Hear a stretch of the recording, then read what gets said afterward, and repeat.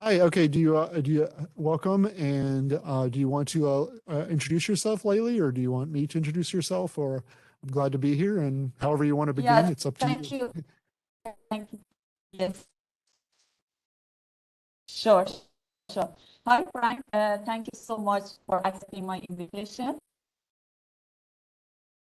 Thank you for I'm having me Betty, here. It's great to be here. Society of Birjan. And as you know, uh, as you know, we are having short interviews regarding our international conference on entrepreneurship and library. So, first of all, could you please introduce yourself to our audiences? Sure. My name is Frank Pennetti. I'm probably what a lot of people might call a recovering lawyer.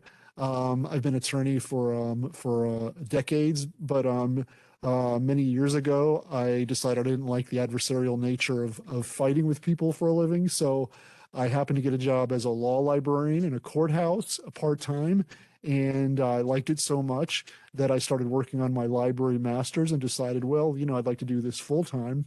And so I got my library master's, and then I just started looking for library jobs. And in my hometown of Fort Lauderdale, Florida, here, there happened to be a new job in a public library for starting what was basically a pilot project of a co-working space.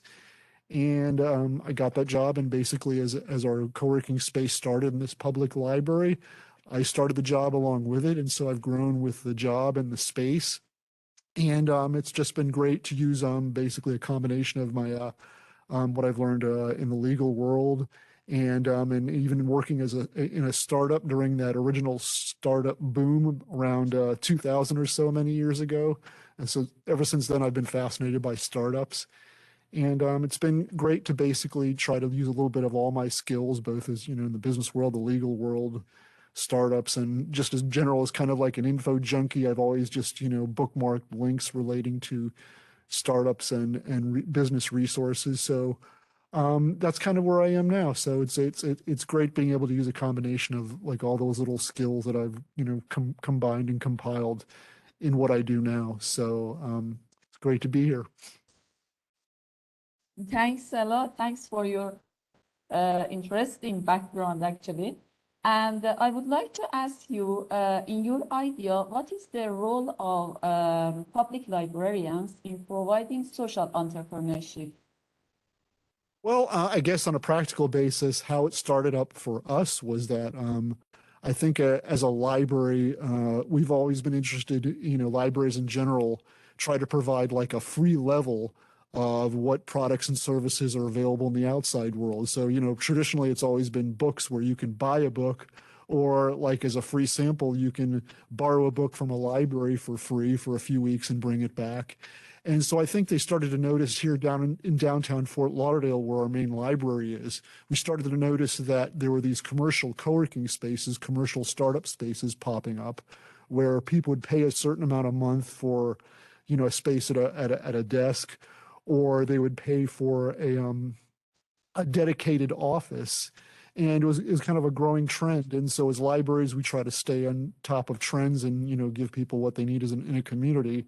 So we decided to basically try to provide people with almost like a freemium level of this, where we couldn't give people dedicated offices in a library, but we could provide them with a lot of the things that these commercial co-working spaces provide them with.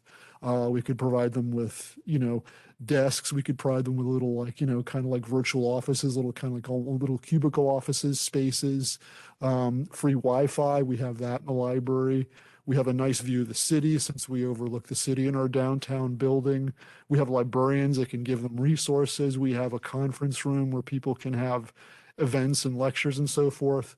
So we have a lot of the things that people could use on almost like a freemium level without having to pay for the commercial co-working spaces. And if they found that their startups or their entrepreneur, their side hustle, or whatever you want to call it, their business endeavors started to grow to the point where they were making more money, they could always upgrade themselves and then go to one of those like commercial co-working spaces and get themselves, slightly nicer digs, or, a dedicated office, or, better coffee or whatever they provide there for a charge every month. And so that's kind of like, how it worked out and how we're basically helping the entrepreneurship community. And yeah, so we provide space, we provide the ability to host events. We have a newsletter. I, help people as I can with different resources, providing access to resources however people need it. So again, we just try to provide entrepreneurs with whatever kind of free resources we can until they grow enough where they can get their own offices or dedicated office at a co-working space. So that's how I think we look at our niche or our role in the startup ecosystem. Thanks a lot. Thanks. And many very impressive services you are providing for your users and community regarding startups and entrepreneurship. And I would like to know what kind of skills do our librarians need for being as a entrepreneurship specialist, social entrepreneurship, or like providing services as a entrepreneurs. Could you please tell us about what you think about this question? Yeah, it is a bit of a specialized niche since, it really isn't a traditional path of librarianship is what I found kind of so interesting about it.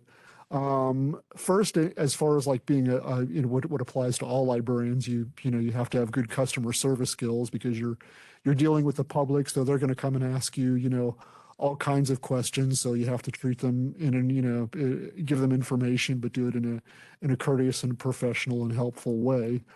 People will ask anything. Most of them are basically people who are starting on the ground floor and just have general questions.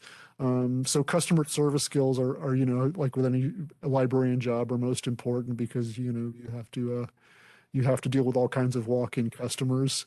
After that, of course, knowledge is a big thing, and people will ask you questions, everything related from a startup to how do I get funding? How do I patent something? How do I market my startup? How do I get customers? How do I advertise? What if I need space? How do I get specialized information? They'll ask you all kinds of things. And again, one of the things I found, most relevant to me is because as I'd collected bookmarks on all kinds of resources for so long and all those things that I give, webinars basically giving out resources. So I have kind of like a ready-made kind of like archive of links that I can help people with. And another thing is being plugged into the local ecosystem of wherever you are. Like, for example, if somebody has just general questions on how do I organize myself as a business? Do I form a partnership or an LLC, or do I incorporate myself, or how does that work? We have a partnership with an organization it's a national organization called SCORE, and they're basically retired business executives, and they do free mentorships through their website at score.org. And we usually refer them there if they need to and suggest that they do like a one-on-one mentorship to at least be able to ask those basic questions of like, how do I legally organize my business just to start out? So that's kind of like where I send them there for that.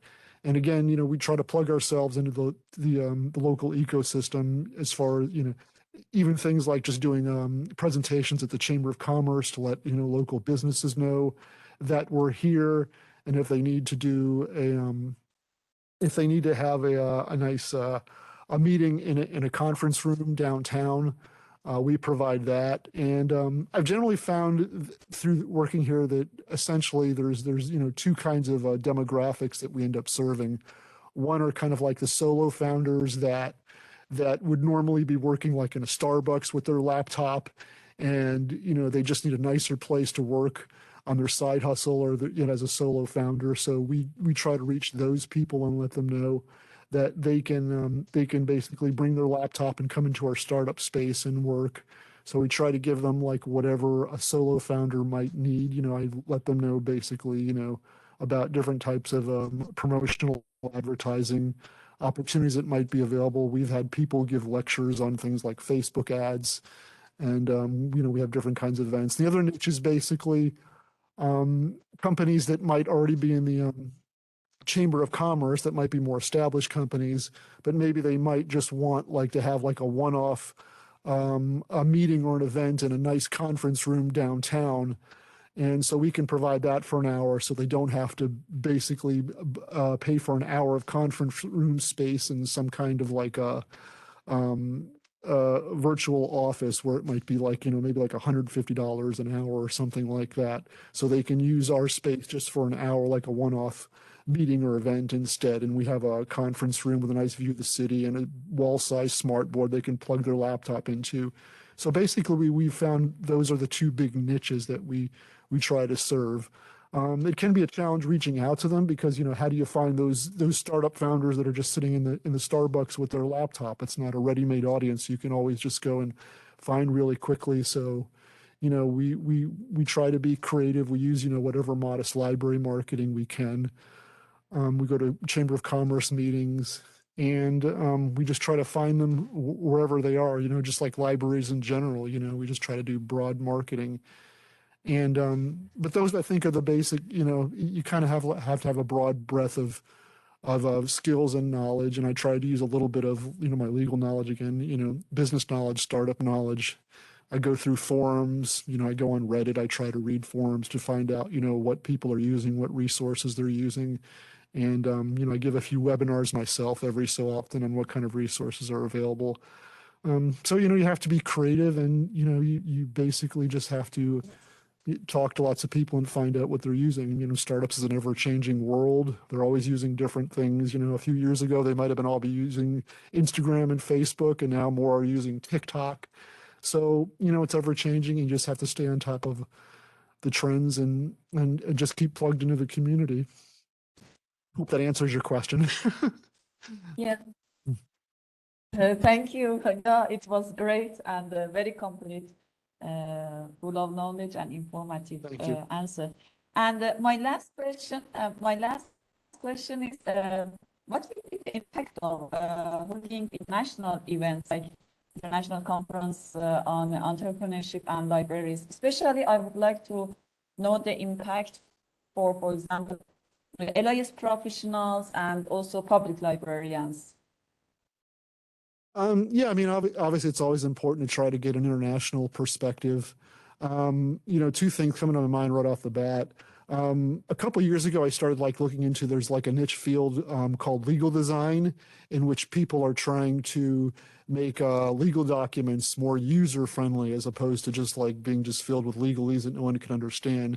And as I started looking into attending some of the virtual conferences and so forth, I noticed that a lot of people were based in Europe.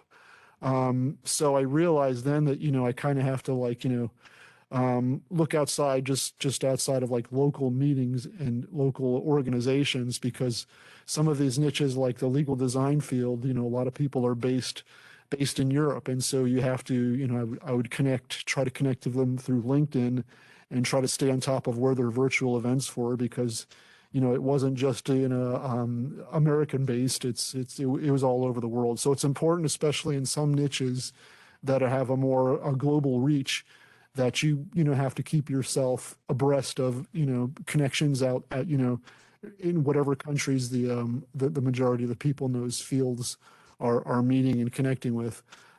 So that's kind of the first way I found myself found that it was important to stay connected to an international community. And just as a personal note, also for me, a couple of years ago, there was a startup that reached out to me about doing a startup of a legal directory. They were just interested in doing kind of like a legal tech startup, and they happened to be in Ukraine at the time. I joined with them, and I was doing promotional things, and they were using me as kind of like a to give little editorials on their site and give and just give whatever perspectives I could as an American lawyer. And then, of course, the war started, and everything changed with that. And they were mostly women in the startup. And then they had for a few months, they basically had to figure out what countries they were going to go to and so forth. And so it became a challenge to keep their startup together. But, a year or so ago, I was just vaguely aware of where Ukraine was. And because I'd known these people, it's given me kind of like a more personal perspective on the war in general, and just reaching out to them as an little international group and following them and how they've had to adjust how they work on their startup. And so also just from that, basically, it's been very valuable and rewarding to make sure I just kind of plug myself into people in different countries, even if it just starts out from connecting with people in LinkedIn in other countries and just finding out what they're doing and communicating with them. So basically just trying to reach out to people both in individual startups and in international conferences is always very helpful, because like I said, in some ways, some fields are more dominated, more Europe-centric or Asia-centric or what have you. And the people are, in different countries, or it may just be in a startup, they're located in a different country. And in today's world, especially since COVID, it's become more and more easier to, be part of a startup, even if it's just virtually based. There's so many more tools, obviously. So it's less of a hindrance, just like you and I are talking right now. So for those reasons, it's basically, always important to just keep yourself abreast of what conferences are taking place, even if they're international, even if they're a different country. Just like so many more conferences, even like I try to plug myself into the more, the cutting edge of the metaverse stuff, the NFT stuff, Web3. All of those are basically, there's conferences constantly taking place now in all kinds of different countries, all virtual based. And just less and less is there, does it have to be any kind of a local venue? Virtually none of the NFT conferences or meetings or so forth that I attend are locally in-person based. They're all virtual. So it's just become that kind of a world where to keep abreast and to connect and to take part in these conferences, you have to allow yourself to have an international connection, or just basically be able to meet through international virtual venues.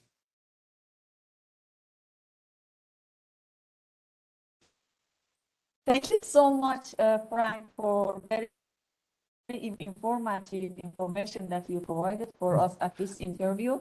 Thanks a lot, and yeah, we can stop recording. Could I just check my notes real quick? Because I've written some notes. I hopefully I've covered everything that I wanted to kind of touch on, but I'm just going to glance down at my notes here. You please stop record. Yeah. Let me just let people know, basically, also, just in case they wanted to find out a little bit more about me or my library. If anybody wants to find out more about the startup space that my library maintains, it's broward.org//CSB. Again, it's just broward.org/ I'm sorry, let me go back up a little. broward.org/library/CSB. So if anyone wants to find out more about our startup space, it's just broward.org/library/CSB.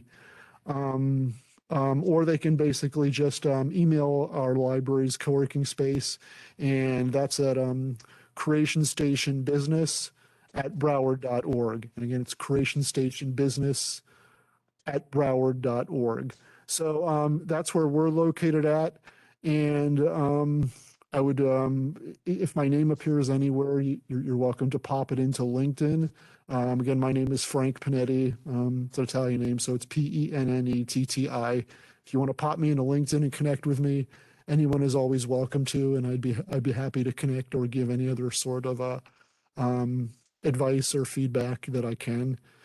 And that's basically what we do in a nutshell. I look forward to taking part in the your conference as well, and hopefully it'll be a big success. And I thank you for talking with me. Thank you. So you can stop. Okay, you want me to stop recording now? You want to close or anything else? Okay. Thank you.